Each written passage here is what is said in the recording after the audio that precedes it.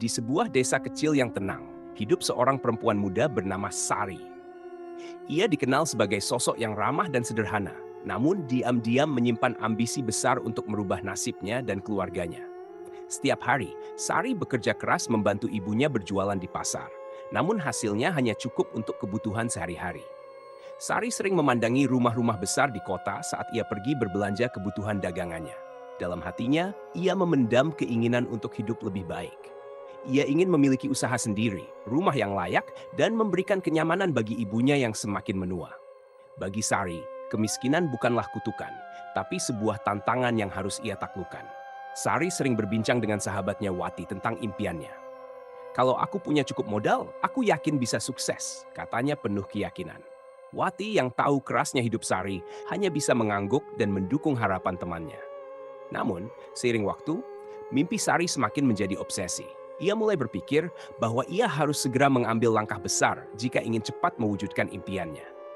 Tanpa memberitahu ibunya, Sari akhirnya memutuskan untuk meminjam uang dalam jumlah yang cukup besar.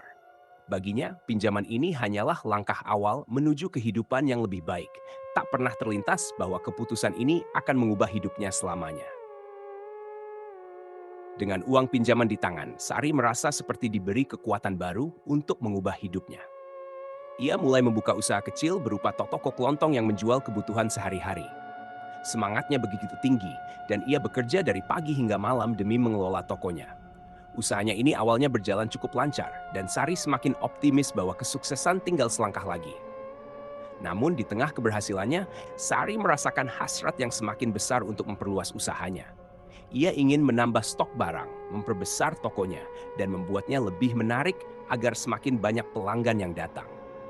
Dalam pikirannya, semakin besar usahanya, semakin cepat pula ia bisa melunasi hutang-hutangnya. Tanpa berpikir panjang, Sari mengambil pinjaman tambahan untuk memperluas bisnisnya.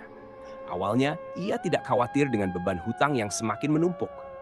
Ia percaya bahwa usaha kerasnya akan membuahkan hasil yang cukup untuk menutupi semua biaya dan bahkan menghasilkan keuntungan lebih besar. Namun, tidak semua berjalan sesuai rencana. Beberapa bulan kemudian, persaingan usaha di desanya semakin ketat dan toko Sari mulai kehilangan pelanggan. Beberapa orang yang dulu berlangganan di tokonya kini memilih berbelanja di tempat lain yang lebih murah. Pendapatan Sari semakin menurun, sementara bunga hutang yang ia ambil terus meningkat. Sari mulai merasa tertekan, tetapi ia tetap berusaha menyembunyikan kekhawatirannya dari ibunya.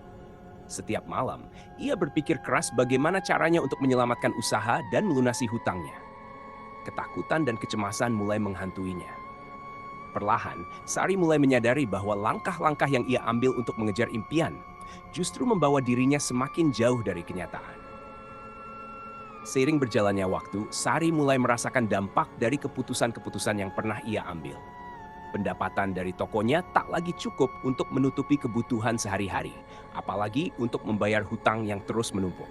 Setiap bulan, bunga pinjaman semakin bertambah, dan Sari semakin terjerat dalam lingkaran hutang yang seakan tak berujung. Rasa takut mulai menyelimuti hari-harinya. Ketika para penagih hutang datang, ia sering bersembunyi di belakang pintu, berharap mereka akan pergi dan melupakan hutangnya. Namun, setiap kali mereka datang, tuntutan mereka semakin keras dan mengancam. Sari merasa tertekan dan malu. Ia takut diketahui oleh tetangga dan terutama oleh ibunya, yang selama ini ia rahasiakan semuanya. Stres mulai menggerogoti kesehatan Sari. Wajahnya yang dulu ceria, kini tampak lesu dan lelah. Setiap malam, ia sulit tidur, memikirkan cara untuk melunasi hutang dan menyelamatkan usahanya. Ia merasa seakan dunia menjadi sempit, seolah-olah tidak ada jalan keluar dari semua masalah yang ia hadapi. Sari sempat berusaha mencari pekerjaan tambahan untuk mendapatkan uang lebih. Namun kesehatannya yang semakin menurun membuatnya tak mampu bekerja lebih keras lagi. Satu persatu harapannya mulai pudar. Kini, ia bukan lagi perempuan optimis yang dulu bermimpi untuk mengubah nasibnya. Ia hanya seorang perempuan yang terjebak dalam lingkaran hutang, merasa hancur oleh keputusan-keputusan yang kini ia sesali. Setiap malam, Sari mulai dihantui oleh bayang-bayang kegagalannya. Suara-suara dalam pikirannya terus mengingatkan tentang hutang-hutangnya yang belum terlunasi. Ia merasa tak lagi memiliki masa depan, seolah takdirnya telah tertulis untuk hidup dalam penderitaan tanpa akhir. Meski begitu, Sari masih menyimpan sedikit harapan. Berdoa agar suatu keajaiban akan datang dan menyelamatkannya dari beban hidup yang tak lagi mampu ia pikul. Pada suatu malam yang sunyi, ketika langit tampak mendung tanpa bintang, Sari duduk di kamarnya yang redup, dikelilingi tumpukan catatan hutang yang terus menghantuinya. Tubuhnya terasa semakin lemah, dan beban pikiran yang menghimpit kian sulit ia tanggung. Kesedihan dan keputusasaan yang mendalam menguasai hatinya, dan Sari merasakan sebuah kekosongan yang seolah menelan harapan terakhir yang ia punya. Hari-hari yang diisi dengan kecemasan, rasa malu, dan ketakutan mulai menguras energinya. Ia semakin jarang keluar rumah dan bahkan menutup tokonya karena tubuhnya mulai jatuh sakit. Ibunya khawatir melihat keadaan Sari yang semakin parah, tetapi Sari terus mencoba menutupi alasan sebenarnya di balik kondisinya. Pada malam yang sama, Sari akhirnya tak sanggup lagi melawan rasa sakit dan stres yang terus menghantui. Ia meninggal dalam keadaan lemah di kamarnya, tanpa ada orang yang tahu betapa besar beban yang ia pikul. Kematian Sari membuat ibunya dan para tetangga terpukul dan merasa kehilangan. Mereka hanya melihat sosok perempuan yang dulunya penuh semangat, namun berakhir dalam kesunyian tanpa pernah menceritakan apa yang sebenarnya ia alami. Namun, beberapa hari setelah kematiannya, desas-desus mulai tersebar di desa. Beberapa tetangga yang lewat dekat rumah Sari mengaku melihat bayangannya di jendela, seolah ia masih ada di sana, memandangi kegelapan dengan tatapan hampa. Ada yang mengatakan mendengar bisikan halus yang menyebutkan hutang berulang kali, seperti sebuah penyesalan yang tak kunjung selesai. Desa yang tadinya tenang kini menjadi cemas dan dihantui ketakutan. Mereka merasa bahwa arwah Sari belum bisa tenang karena hutang-hutangnya yang belum terlunasi. Rasa penasaran itu terus menyesakkan, seolah menjadi tanda bahwa masih ada urusan yang belum selesai. Kematian Sari tidak hanya meninggalkan duka mendalam bagi keluarganya, tetapi juga membawa rasa penasaran yang akan menghantui setiap sudut desa. Setelah kematian Sari, desa yang sebelumnya damai mulai dipenuhi cerita-cerita tentang penampakan arwahnya. Warga desa yang dulu mengenal Sari sebagai sosok sederhana mulai menyadari ada hal-hal yang disembunyikannya selama ini. Ketakutan menyebar, terutama di kalangan mereka yang pernah meminjamkan uang kepada Sari. Mereka merasa seakan dikejar oleh penyesalan yang sama seperti yang dialami Sari. Pada malam-malam tertentu, beberapa warga mengaku melihat sosok Sari berdiri di depan tokonya yang kini kosong dan berdebu. Dengan wajah pucat dan tatapan kosong, arwah Sari seperti menunggu sesuatu. Kadang, bayangan samar itu berjalan di sekitar rumahnya, menunduk dengan ekspresi yang mencerminkan kesedihan mendalam, seolah mencari cara untuk menebus kesalahannya. Desas-desus mulai menyebar bahwa arwah Sari hanya akan tenang jika hutang-hutangnya dilunasi. Beberapa tetangga yang pernah dekat dengannya mencoba berkumpul dan berdiskusi tentang bagaimana mereka bisa membantu. Mereka ingin membantu melunasi hutang Sari, berharap hal itu bisa membuat arwahnya tenang dan mengakhiri semua penampakan yang membuat desa tidak nyaman. Maka, dengan bantuan warga yang iba, hutang-hutang Sari mulai dilunasi sedikit demi sedikit.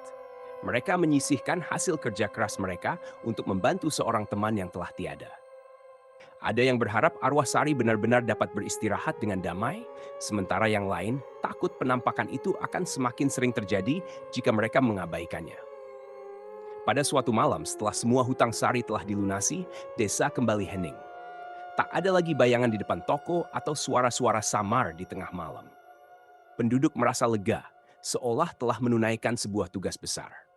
Mereka percaya bahwa arwah Sari kini telah tenang, terbebas dari jerat hutang yang selama ini menahannya di dunia. Sejak saat itu, desa kembali tenang, dan kisah Sari menjadi legenda yang terus diceritakan dari generasi ke generasi. Pesan moral dari cerita ini adalah pentingnya kebijaksanaan dalam mengambil keputusan, terutama dalam hal finansial. Mengejar impian memang perlu, tetapi harus disertai perhitungan matang agar tidak jebak dalam kesulitan yang justru menghancurkan diri sendiri. Hutang, jika tidak dikelola dengan bijak, bisa menjadi beban berat yang sulit diselesaikan dan berpotensi merusak hidup. Cerita ini juga mengingatkan akan pentingnya keterbukaan terhadap orang terdekat.